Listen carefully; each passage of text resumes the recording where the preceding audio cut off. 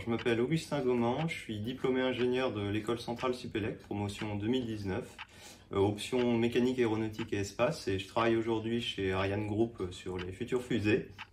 Et à titre personnel, je m'intéresse aussi à l'horlogerie ancienne depuis beaucoup d'années maintenant, et je mène depuis à peu près 1 an et demi une étude sur un mécanisme assez particulier qui a une importance historique potentielle pour l'histoire de l'horlogerie. Alors pourquoi je m'intéresse à l'horlogerie ancienne? Alors en fait c'est plus ou moins une tradition familiale, en fait c'est mon arrière-grand-père qui s'intéressait beaucoup à ça, qui collectionnait tout ce qui était un peu scientifique et beaucoup les horloges, et qui les réparait également. Ça s'est un peu transmis au niveau de mon grand-père, mon père, et ensuite voilà, j'ai un peu repris cette passion à mon compte en constituant ma propre collection après un certain nombre d'années, et aussi en menant quelques études techniques et historiques pour publication dans des revues un peu spécialisées. Alors pour mettre un petit peu de contexte sur l'étude que je mène aujourd'hui à titre personnel sur ce mécanisme d'horloge que vous voyez ici, quelques éléments de contexte en fait sur les horloges qui étaient présentes avant la moitié du XVIIe siècle. En fait, à cette époque-là, les horloges étaient extrêmement peu précises. Elles utilisaient un régulateur qui n'était pas encore le pendule qu'on voit ici sur cette horloge. Et elles avaient une précision extrêmement mauvaise, on était à plus ou moins un quart d'heure par jour. Une journée, ça pouvait prendre un quart d'heure de plus, la journée suivante, un quart d'heure de moins. Et c'est au milieu du XVIIe siècle qu'il y a un scientifique, Huygens à l'époque, qui a eu l'idée d'appliquer le régulateur, le pendule qu'on voit ici, aux horloges. Et en fait, il a fait ça d'abord en Hollande. Il a payé un fabricant hollandais pour commencer à construire des horloges sur ce nouveau principe-là. Et ensuite, il a commercialisé, alors ces horloges ont été commercialisées en Europe un peu partout, et notamment elles sont arrivées en France. Et quand elles sont arrivées en France, les horlogers de l'époque ont vu ça comme une nouveauté technique assez extraordinaire, ont commencé à copier les horloges hollandaises et en ont fabriqué en grand nombre en France, et ça a révolutionné l'horlogerie à l'époque, ça a relancé véritablement la production des horloges. Donc à partir du moment où le pendule a été appliqué aux horloges et qu'il y a des modèles hollandais qui ont commencé à être commercialisés en France, les horlogers français ont commencé à vraiment copier toutes les horloges hollandaises. On en fabriquait beaucoup à cette époque, mais c'était vraiment des copies conformes des modèles hollandais. Et or, la particularité du mécanisme que j'étudie, c'est qu'il est très différent de ces horloges-là, aussi bien sur des aspects stylistiques que techniques.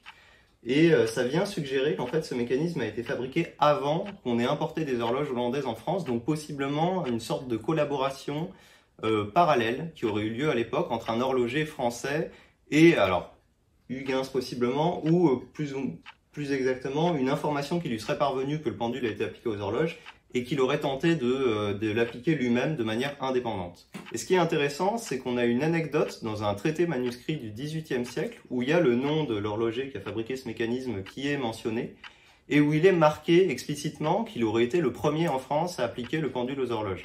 Alors jusqu'à présent, cette anecdote n'a jamais été étudiée parce qu'on n'avait aucune matière pour dire si c'était totalement inventé ou si ça reposait sur des faits réels. Et la découverte récente de ce mécanisme, il y a maintenant 2 ans, permet justement de mener une étude un peu plus approfondie et de se dire que peut-être que cette anecdote a un fond de vérité.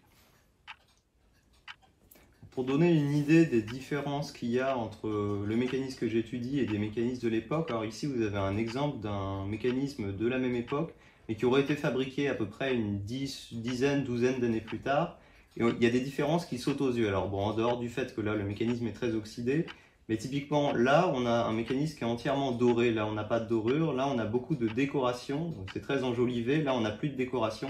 Et en fait, typiquement, l'absence de dorure, décoration, la très grande sobriété du mécanisme, c'est quelque chose qui est venu de Hollande et qui a été importé en France et qui a ensuite été appliqué à toutes les horloges françaises. Et là, c'est vraiment la seule horloge qu'on connaisse qui a ce style de décoration, ce style de signature aussi, on voit toute la calligraphie ici, qui la différencie vraiment des autres horloges qu'on connaît de l'époque. Donc en fait, il y a eu plusieurs parties dans mon étude. Il y a eu d'abord une analyse historique sur la base des éléments dont on dispose. Malheureusement, il y a assez peu d'éléments à disposition. Et puis il y a eu aussi toute une analyse technique sur le mécanisme lui-même, où en fait j'ai mené une comparaison détaillée entre les différents éléments du mécanisme, sa structure, son style, avec ce qu'on connaît des autres horloges de l'époque qui sont assez bien référencées et qui ont été assez bien étudiées depuis beaucoup d'années maintenant. Alors quand on mène ce type d'études, il y a quelque chose qu'on doit faire obligatoirement, c'est vérifier l'authenticité du mécanisme qu'on étudie.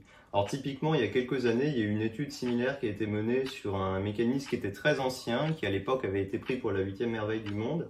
Et en fait, on s'est rendu compte en faisant des analyses scientifiques assez poussées, que ce mécanisme était un faux, c'est-à-dire c'était le travail d'un faussaire qui a priori avait fabriqué ça au milieu du XXe siècle en faisant croire que c'était une horloge du XVIIe siècle.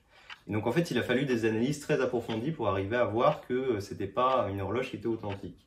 Et donc de mon côté j'ai également mené ces analyses sur ce mécanisme avec l'aide du laboratoire LGPM de Centrale Supélec en analysant par analyse spectroscopique les compositions d'un grand nombre de pièces du mécanisme pour pouvoir voir si en fait ces compositions sont cohérentes les unes avec les autres et si le mécanisme n'a pas été juste reconstitué de pièces éparses, mais si c'est vraiment un mécanisme qui est cohérent dans son ensemble. Donc la conclusion de ces analyses, au moins on va dire avec les éléments dont on dispose aujourd'hui, c'est qu'il y a un très grand nombre de pièces du mécanisme qui ont été totalement authentifiées. On est certain que ces pièces-là sont d'origine.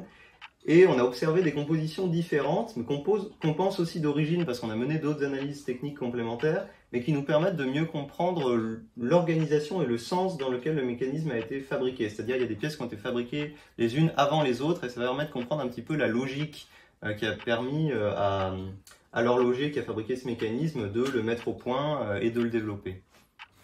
Donc la plupart des résultats que j'ai obtenus jusqu'à présent, toutes les analyses techniques historiques, m'ont permis de commencer à rédiger un petit mémoire de l'étude, en fait, qui fait une centaine de pages aujourd'hui, et aussi entreprendre la publication d'un premier article dans une revue spécialisée qui s'appelle Horlogerie ancienne, où justement j'évoque les principaux faits historiques relatifs à l'histoire du mécanisme, son analyse technique, et les premières conclusions qu'on a jusqu'à présent, qui sont préliminaires, mais qui demandent justement à être approfondies par des analyses complémentaires qui sont en cours. Donc pour le moment, c'est une étude qui résulte d'à peu près 1 an et demi de travail, alors menée de manière très partielle sur le temps libre, mais c'est assez loin d'être terminé. En fait, on a déjà beaucoup d'éléments qui sont disponibles, mais il y en a certainement beaucoup qui restent encore à découvrir, et il y en a déjà beaucoup qui ont été découverts, qui feront l'objet certainement d'un autre article publié ultérieurement.